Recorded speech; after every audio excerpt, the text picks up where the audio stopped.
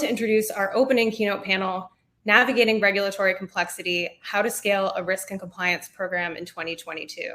Please join me in welcoming our keynote speakers to the stage. Thank you, Allison.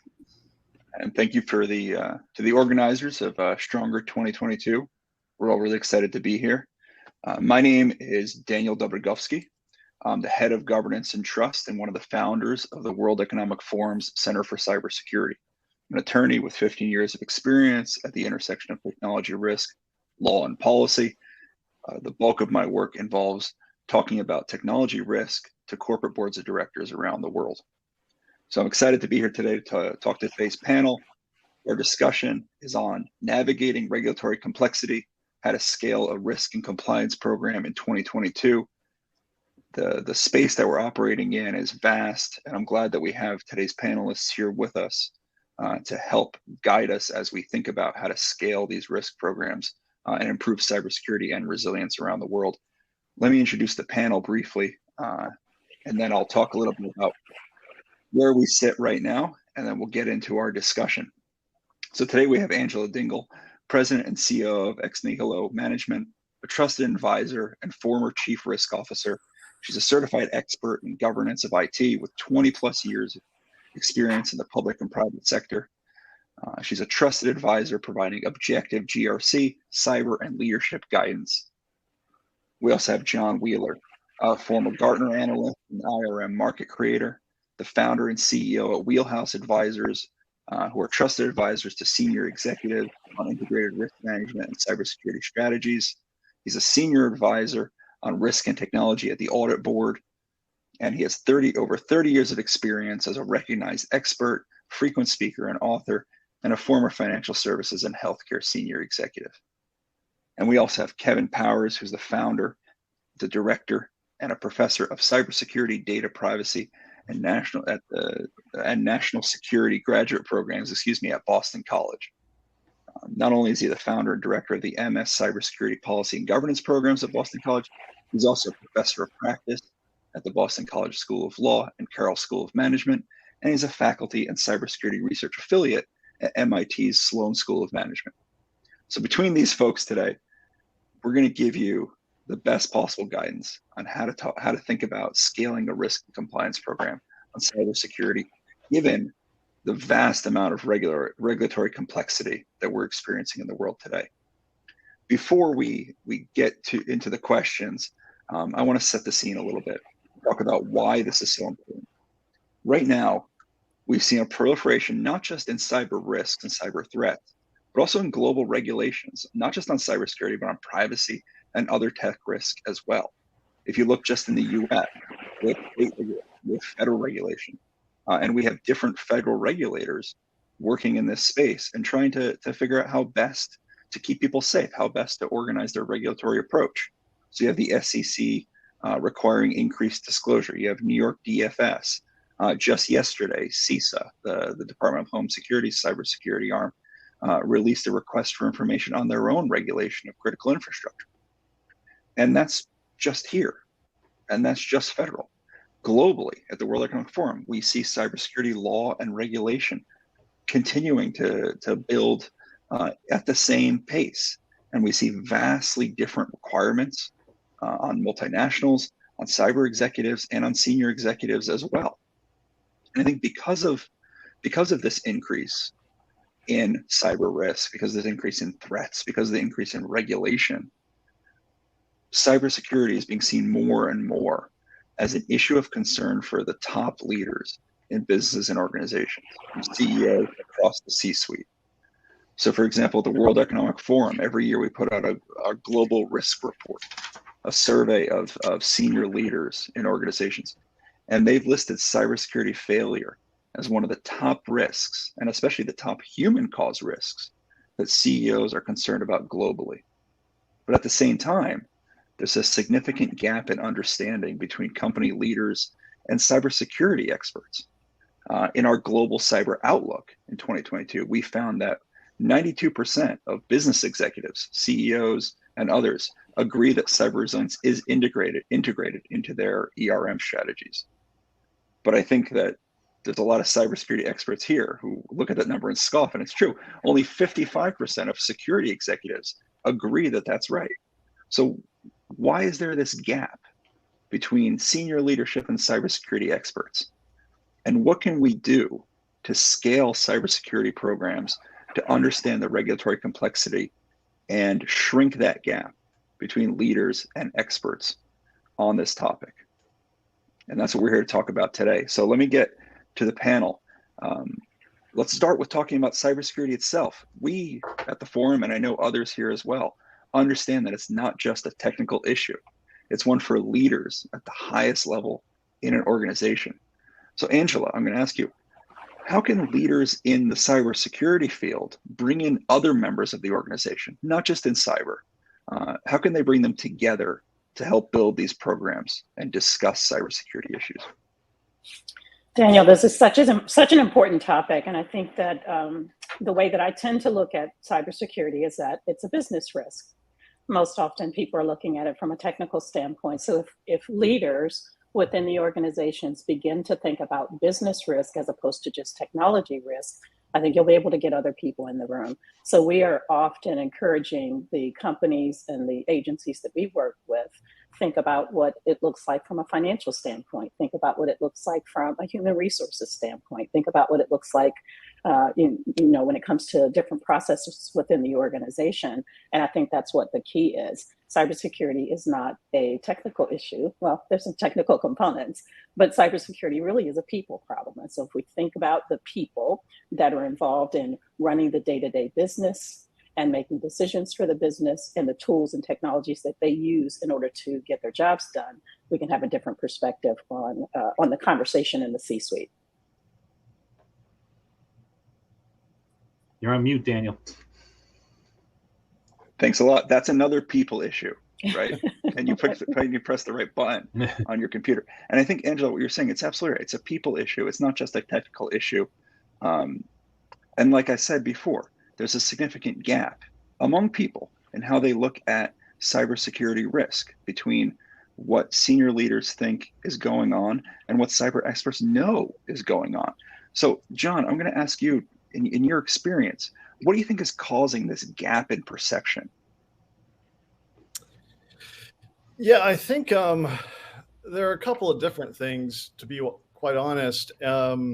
One, I think there, in its very essence, there's a need for greater understanding of how technology assets link into operational business processes that are supporting major strategic objectives and determining what are the most critical business processes, how they're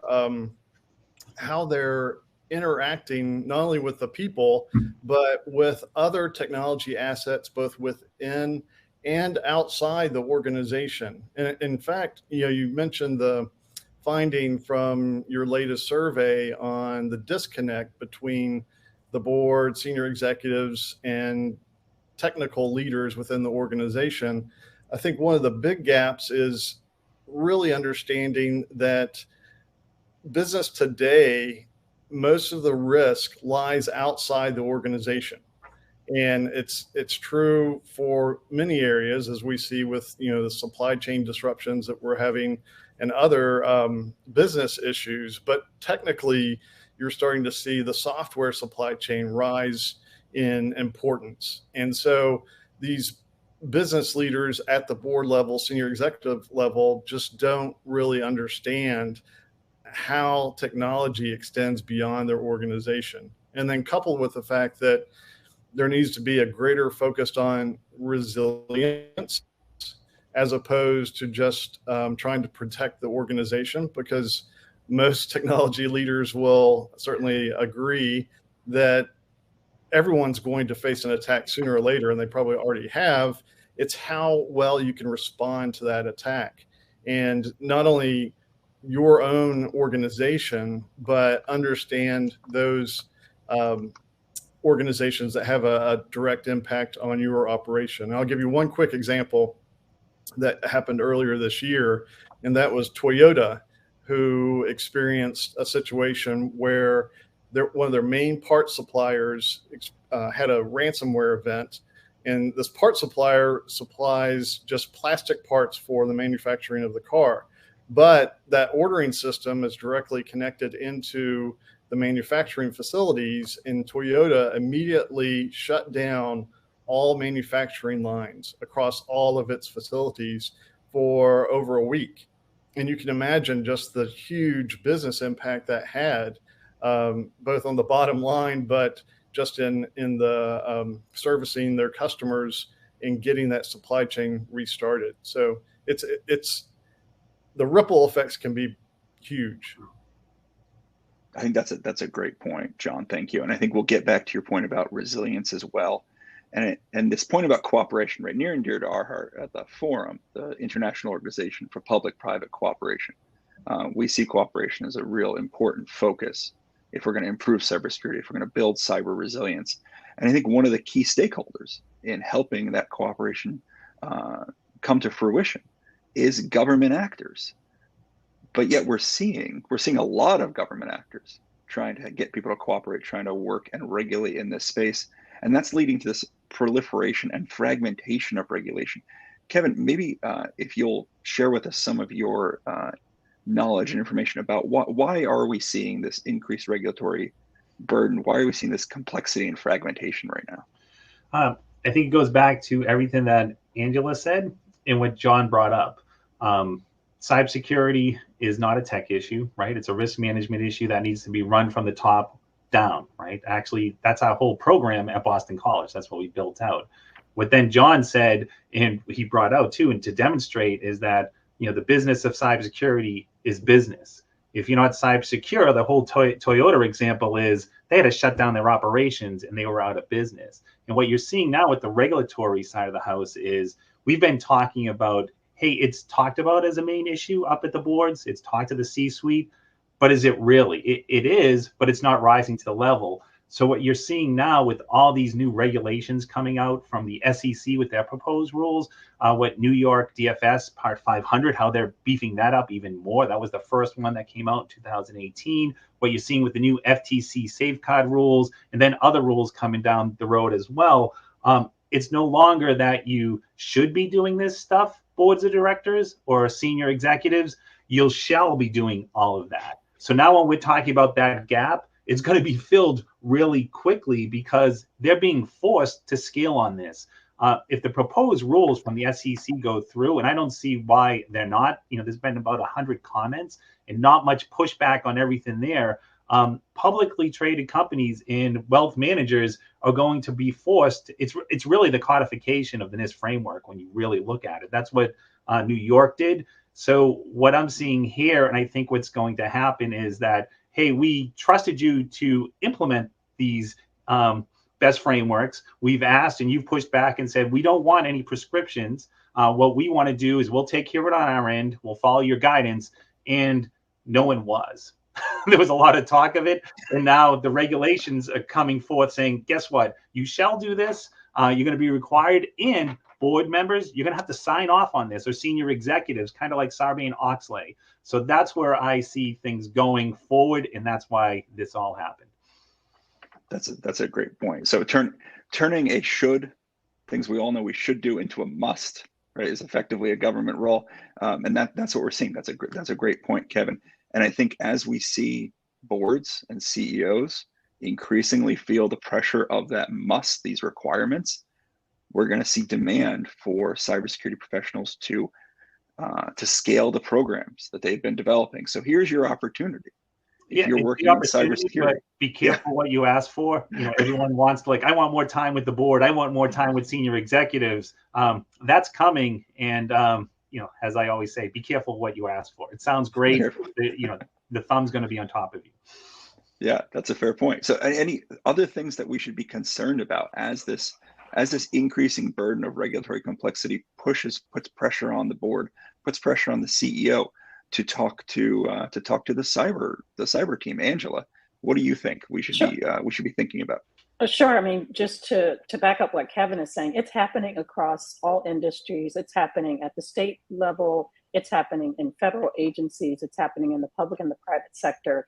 In particular, we've worked in the defense sector here in the United States. for many years. And it's exactly that, Kevin. For many years, the Department of Defense said, hey, we'd like you, our partners in industry, to protect your information systems in accordance with the same level of protection that we do for federal systems. And it was, yeah, we're doing it.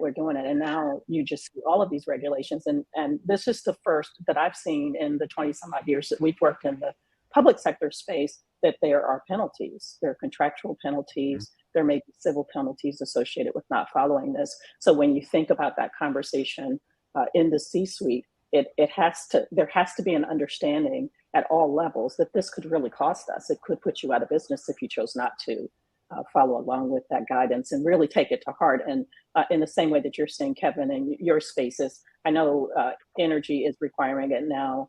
And again, in defense, it's the CEO that has to sign off on the fact that they've actually not just said they were going to do it, but did it. So often I see, I'm having the conversation with someone in the C-suite, and when I ask the question, they go, yeah, IT took care of that. And that's not always the case. That's absolutely a great point. And I think now I'll just pause for a second. And I see a lot of people from all over the world commenting in the chat. If you have a question for the panel, feel free to put it in the chat and we will address it as well. I think this is important, that it's a community effort here to try to build knowledge together. But getting back to what we have to do, based off of what Angela was saying, how do we best create an effective cybersecurity organization? How do we, in light of all these regulations? John, back to you. You talked a little bit about what you saw happen in Toyota. How have you seen some effective cybersecurity programs being put together in the spaces you talked about? Yeah, I think it's all about greater collaboration between the technology staff, and I intentionally say technology and not IT, because what I'm seeing is a proliferation of need beyond just the information center into the operational technology arena. So again, into Toyota, a major manufacturing facility, they have the use of robotics in the manufacturing line that's controlled by software. A lot of this requires different and greater skill sets than the traditional IT group can supply. And so what they need to do is look to their partners in the front line of the business and really communicate and collaborate very closely on how these new technologies are being deployed into the business.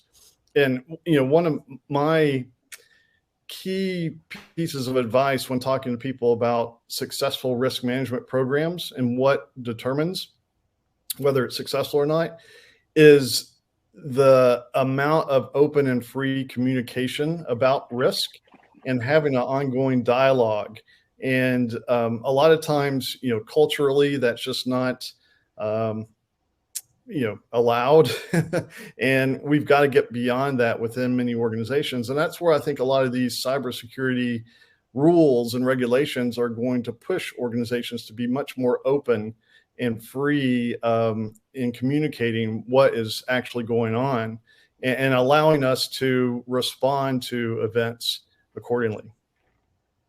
That's great, John. Thanks. I'm going to come back to everybody about how do we get beyond some of these struggles that we're seeing as well. But Kevin, John mentioned that the business impact of cybersecurity, and you talked about cybersecurity as being business, right?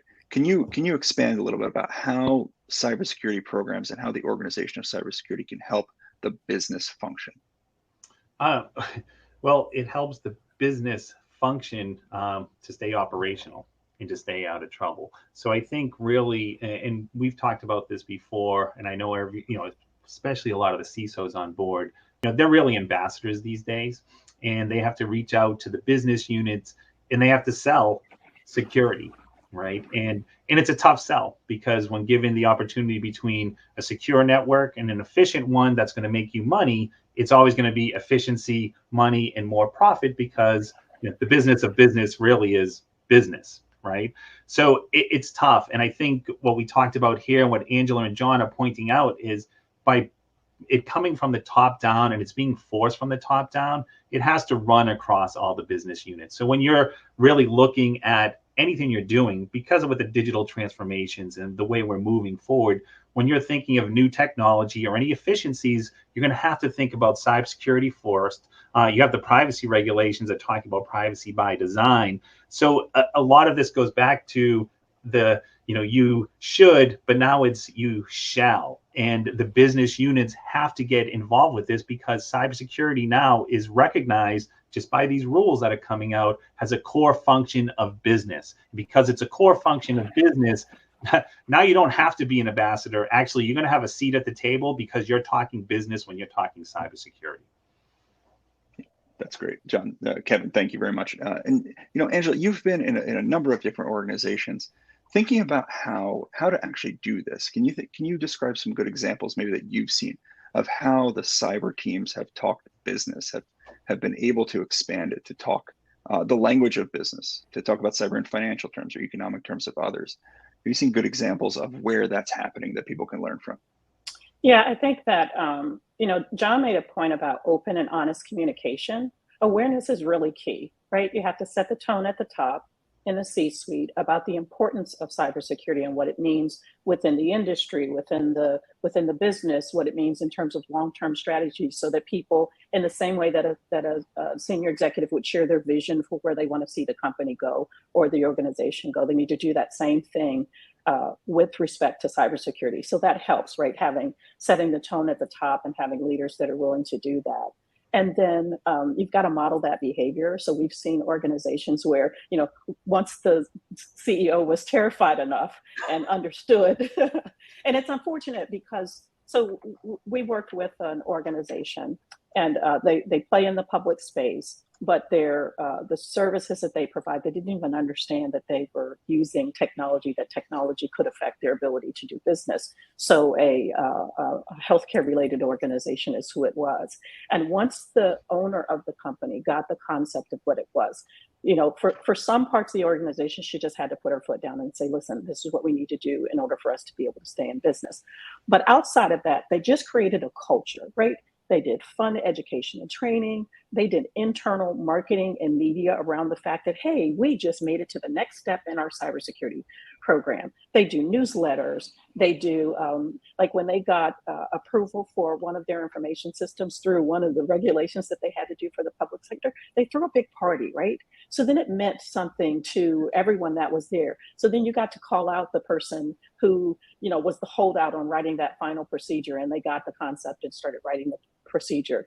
It made it much, much easier for the technical folks and the cybersecurity team to be able to say, this is why it's important. This is why, privacy officer or contracts manager, this is why it's important for you to put this clause in the contract, or this is why it's important that we have to look at these particular things before you have the approval to move forward. And once you create that internal culture of awareness, that people understand the value of cybersecurity, I think you start to see change. They went on to win over $25 million in business that was directly tied to their ability to meet their cybersecurity regulations. So how does that translate to an individual that might want to give you some resistance or may want to work with you? Hey, if we work together, if we're on the same team and we work together, we all win. We might get some more money. Our company might continue to grow. That might create more opportunity in the future for me and my family when it comes down to being humans and individuals. I think when you talk about departments and the operations, one of the things that we've seen work effectively is for the cybersecurity team to be understanding and aware of the fact that people are trying to get their jobs done, right? The operations folks don't want to hear that I have to wait for you to configure something else. We've seen success where the security team has worked with the technology team to create playgrounds, right? You get to play, you can play with all the new toys that you want to it. Because if you think about the history of technology, you had to go to the MIS department. I'm dating myself. You had to go to the MIS department to get everything that you wanted. And then came all the productivity tools where I got to do it on my own. And now I need those productivity tools to still be within some kind of fenced in and protected environment. So people still need the ability to play and explore, and where you can have a cybersecurity and network team and senior management work together to create some space for them to still be able to play. I think we've seen some success there. Thanks, Angela. That's great. Just to give some of my takeaways there, I'm hearing 2 C's. Communication is vital. Culture is vital.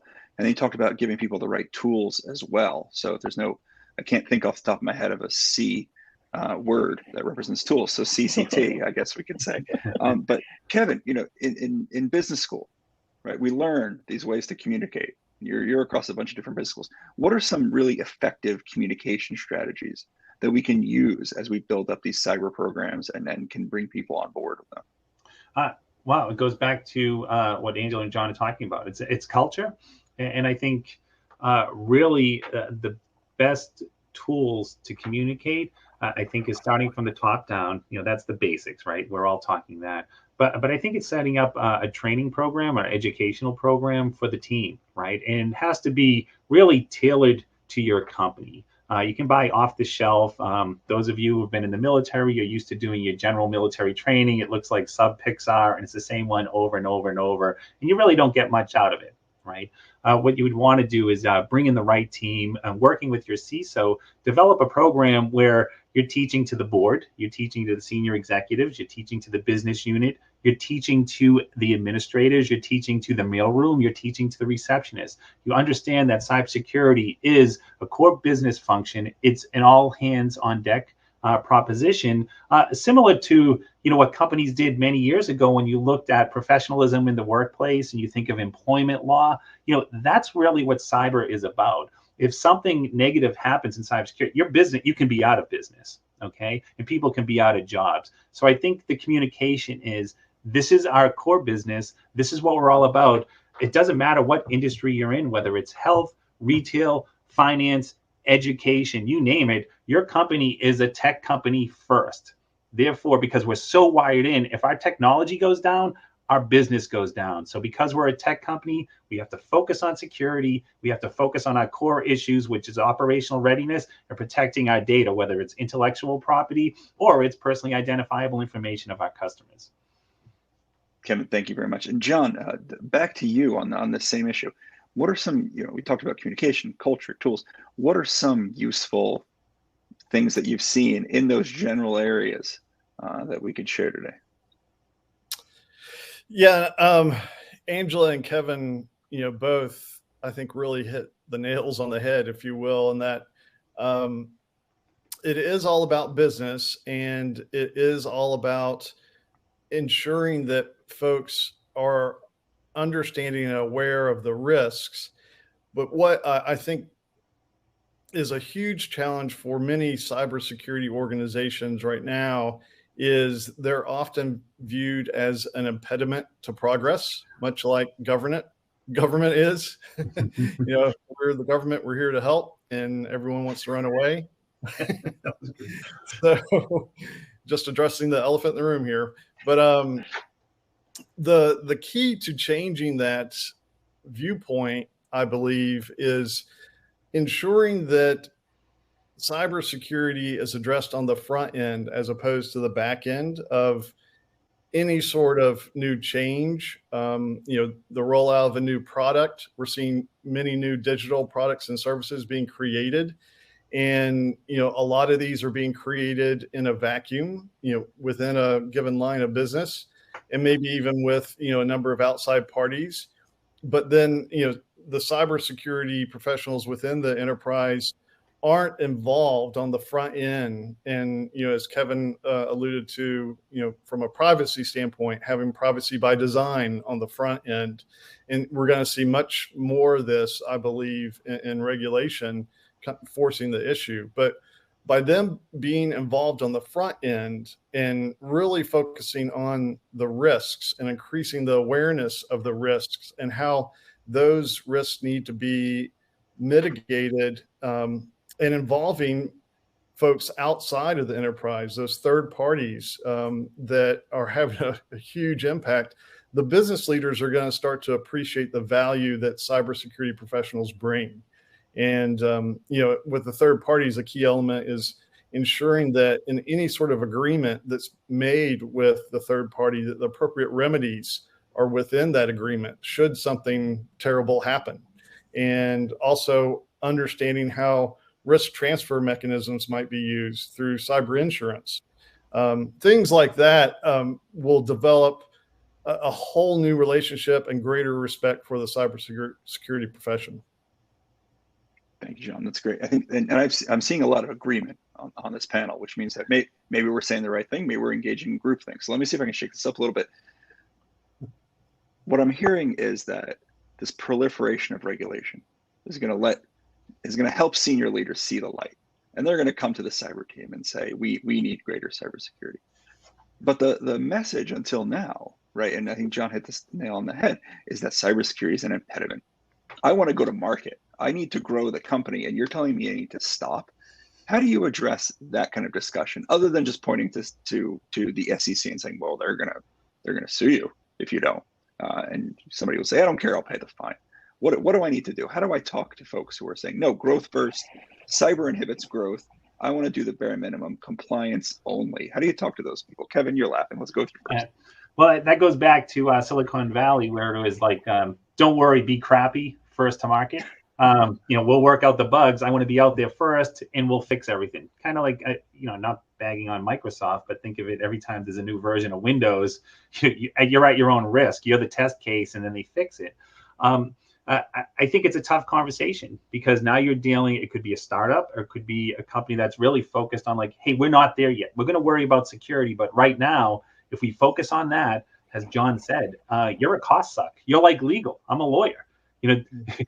What do we bring to the table? We bring a lot of value, but we're taking a lot of money away from the company that could be distributed to build, new innovative products, or provide bonuses to keep good people with the company. So it's a really tough conversation, and I think that's why these regulations are coming in.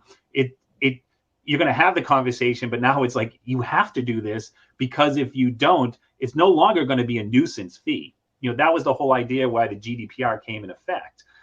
If you just went with the round numbers, you have a big tech company, they make $100 million in profits, they get hit with a fine, it's $2 million. Well, you're making $98 million in profits. It's cost of doing business will pay the $2 million. That's why GDPR is so stringent, because that's not the case, right? It's 4% of your global intake. So I think here, that's what's going on with the regulations. It's no longer, when you have that conversation, it's no longer, hey, we should be trying to do this because it's the right thing to do. We'll protect our customers. It's you have to do this, because if you don't, you're in violation, and then we're not going to business. So that's where I think things are going right now. Angela, back to you. I know you've had these conversations in the past with a lot of people. What's been an effective way for you to navigate this? Yeah, I mean, it's got to be a business conversation, right? So if I'm talking to someone in the C-suite, we need to be having a conversation about return on investment. What's the return on my investment for doing this cybersecurity? I would venture to say that what most folks in the C-suite hear more often is the cost of inaction. So instead of the ROI, they're hearing the COI, right? If you don't do it, these things are going to happen. We just need to change the conversation. I think that, and I saw it in the chat a couple of minutes ago, so I'm going to steal somebody's thunder here. They put a question in there about this need to move the CISO role from reporting to the Chief Technology Officer. I am a firm believer that those are two different roles. They need to be separated, because what the conversation that we're having in the C-suite needs to be a conversation about what does this look like in terms of return for the organization. So if I am attempting to get you to make decisions that would lead us to better cybersecurity, I've got to help you understand how that ties back to your ability to move the business forward. Well, I need to understand what the strategic objectives for the business are in the first place in order to do that. And then with that understanding, I can work with the other parts of the business to create, like the example that I gave to you, to create a sandbox where you can continue to innovate. We're not going to stop you from doing that. Just have the conversation with me. Don't go off and buy the stuff, because they go do it, right? Don't go buy all your toys, connect them up to my network, and then cause me some problems. Tell me what it is that you'd like to do, and let's create that together, as opposed to having opposing objectives that we're trying to achieve. And so I think that's where you will see some success. We've got the cybersecurity folks have to use both a carrot and a stick, right? So The stick is the cost of inaction. You're going to get penalties, you're going to get fines, and the carrot there is the return on investment. And so for companies that I work with all the time, that our team works with, we tell these stories of how, that story about our customer, the initial phone call that we got was, hey, can you do me a favor? Can you or somebody over on your team come over and just meet with us for about a half hour to look at this thing that we got from our contracting officer? And it turned into a huge cybersecurity issue. They didn't understand they had a cyber requirement in their contract. And in the end, they took that shocking, expensive thing that they had no budget for, and they turned it into a $25 million return. Right? That's the kind of conversation that you need to have with a business owner who's saying, I need to innovate. I need to be able to move. And they're not the only ones. We've seen other companies do that as well, because it becomes a competitive advantage depending on which space you play in. If you're playing in the public space and you can say, not only have we implemented this particular cybersecurity regulation, but for instance, we have our ISO 27001, that's a competitive advantage over other companies. So those are the kind of conversations that I think you can have. Angela, that's a great point. Thank you. That was a variety of useful tactics, and I think important things to say. And I think that's an interesting point about the sharing of roles too. But on the competitive advantage point, John, how does that resonate with you? What do you think of the idea of treating cyber as a competitive advantage and talking about it that way? Yeah, I couldn't agree more with Angela and her perspective. And in fact, what I'm seeing is, in pursuit of that ROI, answering the question of, how are we going to be profitable at this, as opposed to just, a loss mitigation exercise. Cyber professionals are being asked to quantify risk and use technology to help them quantify that risk, and not only quantify the risk again from a loss standpoint, but quantify it on the opportunity side and how organizations might be able to mitigate risk in more innovative ways to gain a competitive edge over their peers. And to do that requires cyber professionals, again, kind of going back to what I was saying before, to be involved on the front end. And the primary place they need to be involved is in the development of a business case. And developing that business case, they've got to be prepared to contribute, real hard numbers to the business case and engage in those discussions. And once they do that, then, the business leaders, the board, the senior executives, all will start to develop a much better understanding and appreciation, not only for how they can make that product or service better, but again, how they can compete. Thanks, John. That's a great point. And I'll say, Angela, thanks for mentioning the chat as well. I'm going to tell everybody that we'll also open the Q&A so that you can use that functionality if you want to share questions over to the side as well. So we'll be monitoring that too. But John, based on what you just said, and getting back to a statement you made at the very beginning, talking about cyber resilience, I think that's hugely important to talk about sort of the mindset shifts that people need to undertake, and thinking about cyber resilience as a wide range of activities, not just cybersecurity. Do you want to expand on that a little bit, and how that relates to having these conversations with CC especially, but how we build the cybersecurity program to encompass cyber resilience as well? Yeah, in my view, and talking with thousands of clients that I've had over the last 4 or 5 years, as we were pre-pandemic and then in the midst of it and now on the other side, is the fact that a lot of organizations placed a lot of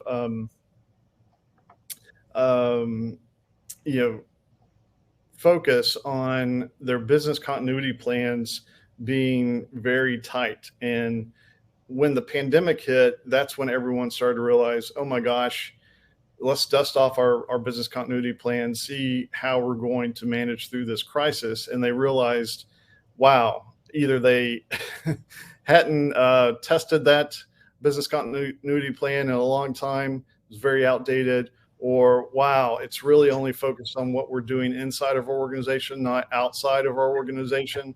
And even more importantly to this conversation, we don't really understand how technology fits into this business continuity plan. And so they had to go through a whole new revision, or organizations are still looking at that as they move forward out of the crisis. And so resilience means a lot more to organizations today than it did before the pandemic. And what I will tell you is, I think the pandemic, if we could find some benefits coming out of it, this could be one.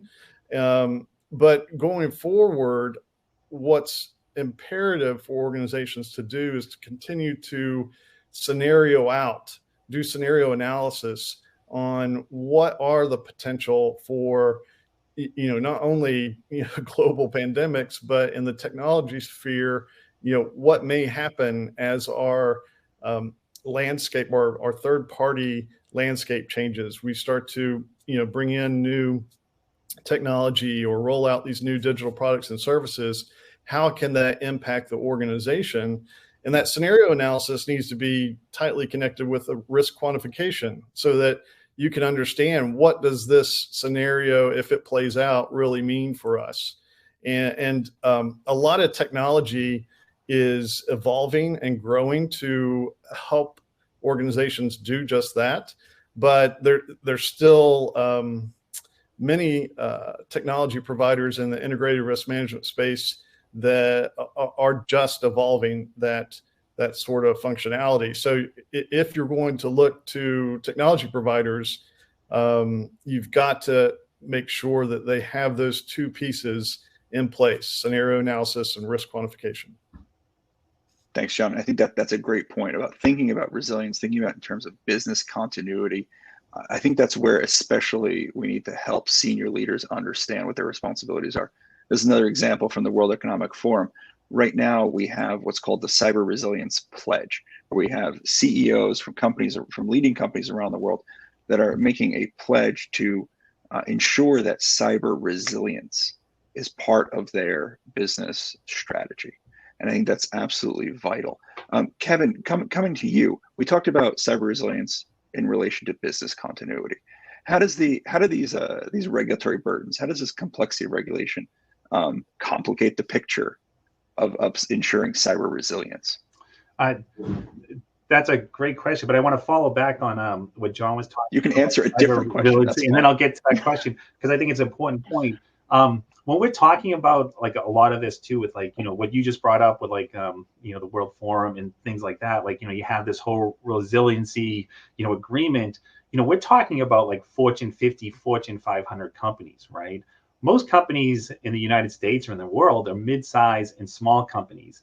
They don't have the resources to be putting together, a gigantic cybersecurity program, data privacy program, and like, and it really, how do they focus and get these things together? So to go to your question, like, what are these regulations going to do? I think for the big companies, they're already there. A lot of it's already in play, right? Because many of them are, regulated by New York, right? So they have that in action.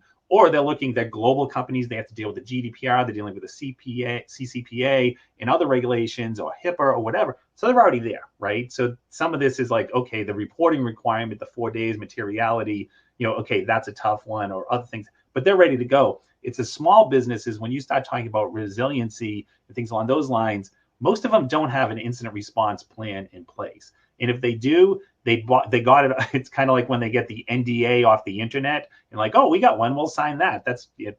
Angela is laughing. She's done DoD contracting. I did as well. And I remember looking at some of these NDAs. It's like, where did you get that? We got that off the internet. That's the problem. So people have incident response plans that they got off the internet. They're not tested. They're not well-rounded, and they just don't work. So I think, you might have a lot of the check on the box going off. And I think what we really need to do, and this has to be a push across the board, is, okay, what's going to happen to you if you're dealing with a CEO? It's a mid-sized company or a small company. It's really that punch in the face. Hey, what's going to happen to you today if you're hit with a ransomware attack and your business operations are down and you can't access any of your data? What do you do?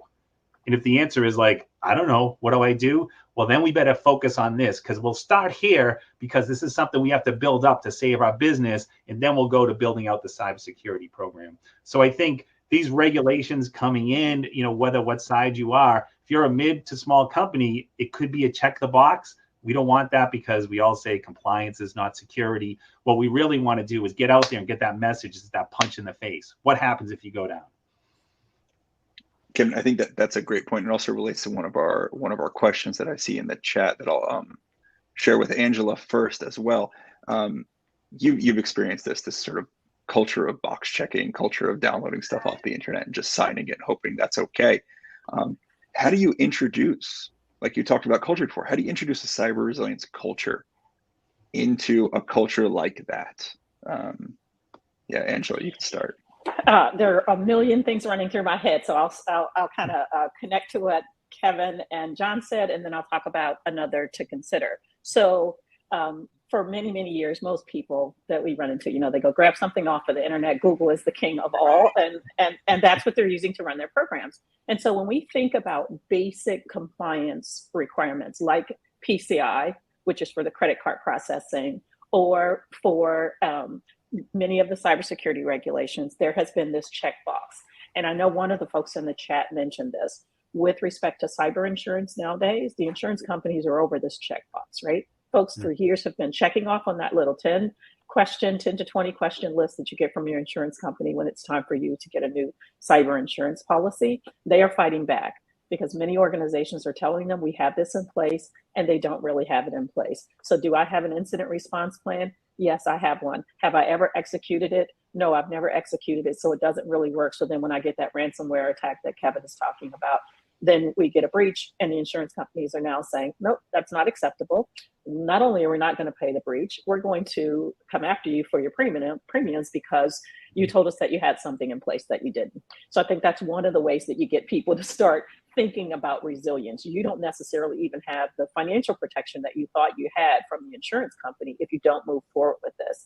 The second is the pandemic was great in a number of different ways, right? I know that sounds a little bit interesting. I work in the space with women business owners, and I tell women business owners all the time, like, you had 2 years to just like, don't worry, be crappy, just come up with all these new and creative ways. Well, the same thing from a resilience standpoint. If companies didn't understand the level of resilience that they had during the pandemic, then I don't know what else is going to teach them that, right? If you had a on-the-shelf business continuity plan, at some point you should have taken it off of the shelf and looked at it and see whether or not it works. And I think what you would have found in most of those plans, even if they were developed by a professional organization, was, a thunderstorm, an electrical outage, this, that, and the other, as opposed to nobody can come in the office. They can't get to their computers anymore. Hackers are trying to get to our employees on their home computers using every kind of tactic that they can come up with, right? So it was a great opportunity to look at what does continuity look like for us, which is an important part of resilience. And because of this move to the cloud, because many organizations had to move to the cloud, that meant that you had to look at the technology component of your business continuity or disaster recovery or incident response plan in a way that really looks at what work looks like today and what it needs to look like in the future. And to my point earlier, how do we leverage that so that we have a competitive advantage? I just, for those small to medium-sized companies, I think this is a great opportunity to do the next best thing in terms of innovation and resilience and competition in each of their individual spaces.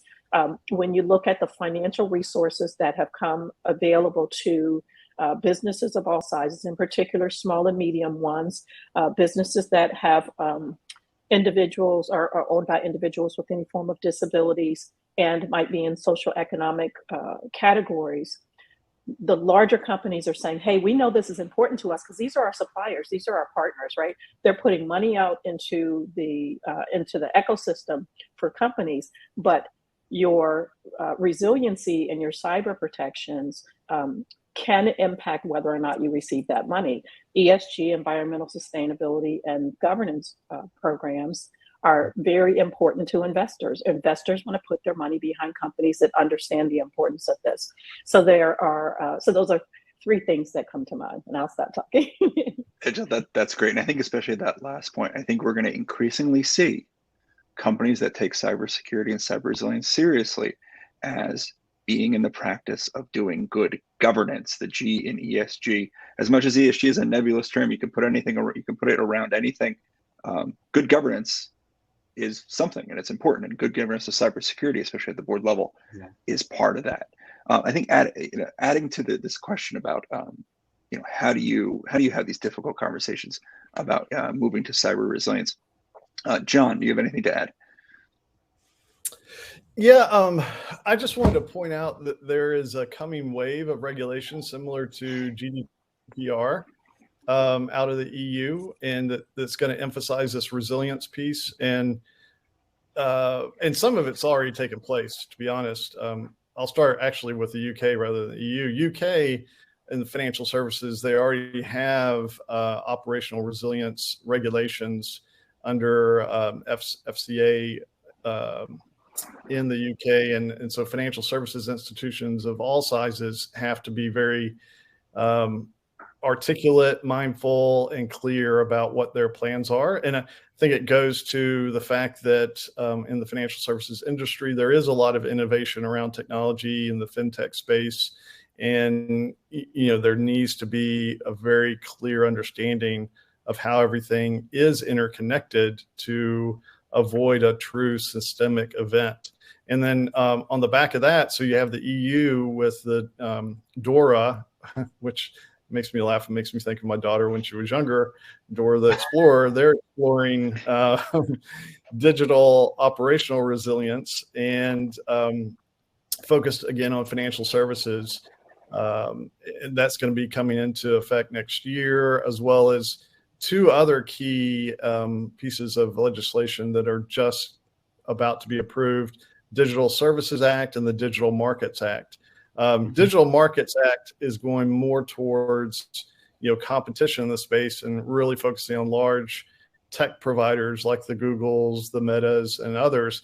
Digital Services Act, I think, though, the broader population of companies need to really pay attention to, because it's focused on how organizations are managing these new digital products and services, and getting into transparency issues around algorithms, the use of data. So going a step beyond GDPR, and I foresee this being very similar to GDPR in the coming wave into the US and North America on resilience and in the digital space. So be prepared is my... Be prepared. And I think there's a lot of interactions like what John was describing. Ultimately, cybersecurity, at least from our perspective and my perspective, cybersecurity helps build trust in your organization. And there's a number of other things that help build trust as well. In our work at the Forum on Digital Trust, we look at cybersecurity and privacy protection and transparency and ethics together as a whole. And so I want to kind of use that to transition to one more thing I think we want to talk about as we're thinking about scaling up, especially cybersecurity and resilience programs. One thing we like to talk about is cooperation. Who are your allies in thinking about cybersecurity and improving cybersecurity? And I see in the chat, I'm sorry we haven't been able to get to all of your questions, but I see in the chat people talking about insurance, people talking about audit. Obviously, we've been talking about regulatory issues. You can see this isn't purely a bunch of cybersecurity questions. And there are folks with it, and cyber touches on every aspect of the company. And there are aspects of the company that touch on cyber. And there are people who work specifically in those areas that you need to work with if you're scaling a cybersecurity program. So I want to ask the panel, who are some of those allies in cybersecurity that can help the cybersecurity team, but might not be cybersecurity experts or responsible for cybersecurity themselves? And Angela, since you are a CRO, a Chief Risk Officer, I know that's one of the big allies. I'll ask you to start, and then I'll ask Kevin and John to chime in as well. Yeah, so you've named one of them already. I think that it's important to build a relationship with and have allies in the individual business units, whether that is, whomever the highest level is in those business units, because so we're working with a customer now whose long-term strategy from a business standpoint involves essentially standing up a new line of business that on first thought, the average person probably wouldn't think that there's anything technical about it at all, but it has a huge and direct impact from a cybersecurity. They will be, should they stand up that line of business, they will have a new cybersecurity regulation that they have to follow, and it will have some regulatory requirements associated with that. So if I'm, the cybersecurity person and I'm trying to build allies, I want to know about that before they start working on building that out, so that we can talk about what that looks like. Because since it is regulated, the requirements for getting that regulatory approval may slow down the implementation of that new line of business if we haven't had that conversation already. It's always good to talk to the financial people, because then that will help me to be able to build out a business case for what it is that I think that I want to have a conversation about with respect to either return on the investment or cost of investment. I think it's important to talk to the quality folks, right? If you've got a quality assurance team, I think it's important to talk to them as well, and obviously your technical people. And then I'll leave it to the rest of you guys to answer. Thanks, Angela. That's fantastic, and a whole host of folks that people can go and make new friends with. Kevin, who are some other allies that are really important that we should look at? So if I'm the CISO, number one is the general counsel's office. Okay, so I'm looking at legal, all right, because everything you just talked about, what John talked about, everything that's going on in the UK and in Europe, we have to be aligned, because everything I'm doing in securing the data and the processes I need to have place, I have to make sure that they're in line with all the different regulatory requirements of all the laws that apply to us. So that's one. Two, it's the communication aspect of having the general counsel there too, because I'm going to have relationships with different government agencies, whether it's law enforcement, whether it's DHS, whether there's national security concerns, whether it's local. So I want to have them building those relationships, because that's what they do. Next would be the chief financial officer. They control the money. Okay, I want to make sure that I'm at the table, I'm showing that we're a core function, and that we need to be funded properly. And this is why, it goes back to what John said, we're a value suck in many looks, but we shouldn't be. You need us, because there's going to be a lot more money lost if you don't have us in place and you don't fund us appropriately. Then HR. I would want to be in line and really friends with HR, because that's the whole company. And that's where you have the trainings. You want to get cyber and privacy up front, so you're aligned with all the people issues, the communication issues. If there's a data breach or something like that, you don't want people on Twitter like, got the day off, look at this skull and bones on my laptop, hoo-hoo. You don't want that, right? You want to have the proper communications. And then also, if there's a CIO, I want to be properly aligned there, because that's all about efficiency, getting the tech there, the digital transformations, and making sure we're aligned. We're working together. I'm not, like Angela said, I'm not the no. I'm the yes, we can do this, but let's do it effectively and securely. And then finally, the CEO. I have to have some relationship there, and not just like, hey, how's the coffee? Can you pass the cream and sugar? It has to be along the lines, this is what we're doing. We're a core function. So those are the big ticket items, but I think it's important to have all those relationships, because it comes back to you as the CISO to secure the company and get you what you need to successfully fulfill your job. Great, Kevin. Thank you very much. And I think your point about not just saying no, but saying yes, and it's the sort of improv cliche, is a good thing to think about. Yes, and you can make it secure. John, who are some other folks that we might have not have talked to, or if you want to underline?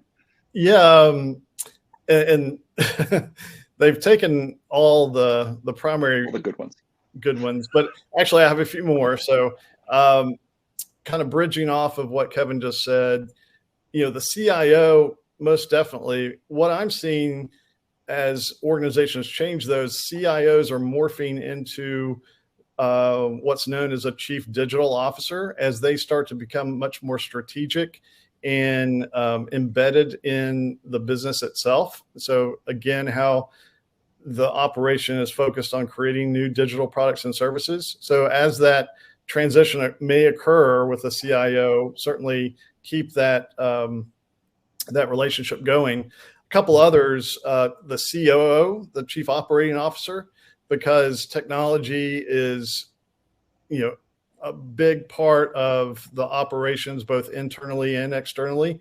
And so on the external side, also the chief procurement officer, making sure that you're fully engaged in that due diligence onboarding process of third parties. And then finally, and I have to give a shout out here because I was a former auditor myself, the chief audit executive, who has a great tie into the board of directors.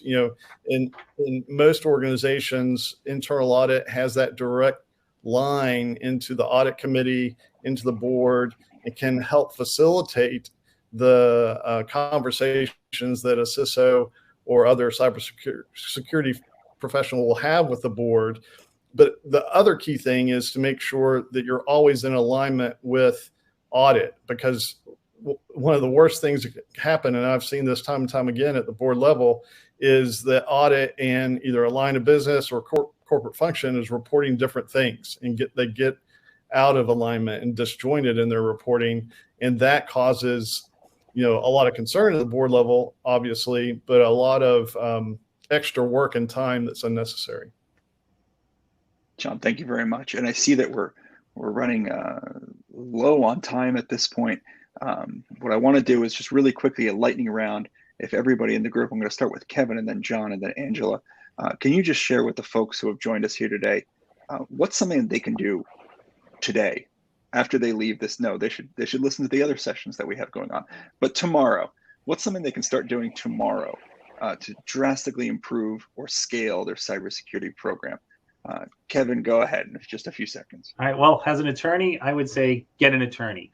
If you're hit with a cyber attack, you go from victim to defendant, right? Because you're going to have all the regulators coming after you. And when you brought up insurance, it made me think you go to plaintiff as well. Because if you go to get reimbursed, the insurer is going to come back. They're going to look at your program. And if it's not aligned to what they want it to be, you're going to have to sue them and battle that out in court to get your proper reimbursement. So if you don't have a lawyer, get one. The CISO can't do it alone. The CISO shouldn't be worrying about the reporting requirements and things along those lines. That's why it's a team effort. So the one takeaway I'd say, get a lawyer. Go grab a cup of coffee with your general counsel. John. Yeah. Simply put, I think CISOs should go look at the strategic plan of the organization and what the strategic objectives are, and in particular, focus on areas of major change. Because by doing that, you're going to force your program to be much more forward-looking than backward-looking, which I think a lot of cybersecurity professionals get caught in that trap of really, focusing on past incidents as opposed to, what's coming down the road. And where there are areas of major change, there are areas of major risk. Thanks, John. All right, Angela, the last word as we close out our session. Yeah, so everything they said, and then I'll say if I'm a CISO and I'm wanting to improve my cybersecurity program or have a great conversation in the C-suite, I think it's really important. There are a number of executive level or leadership level reports that come out on an annual basis that help you understand trends that are happening within your specific industry, and will give you the information that you need to be able to have that conversation with the other members of the C-suite. So the SANS Institute releases one on security awareness. Verizon and Ponyman, other organizations issue them on technology, but they present that information in a way that you can have a conversation with a layperson about it. And I think that will go a long way to helping you to build those relationships and get allies to help you implement the cybersecurity program. Thank you so much. And Angela, John, Kevin, thank you very much. Thank you to the organizers at Stronger 22. This has been a fascinating panel for me, and thanks to the people who were paying attention to us today and being very active in the chat. We're all stronger together. If we work together on this, we can navigate through this era of regulatory complexity and greater cyber risk. And you can take that first step based on what everybody said today. So thanks again to everyone, and I'll send it back over to Allison for the next panel. Thank you.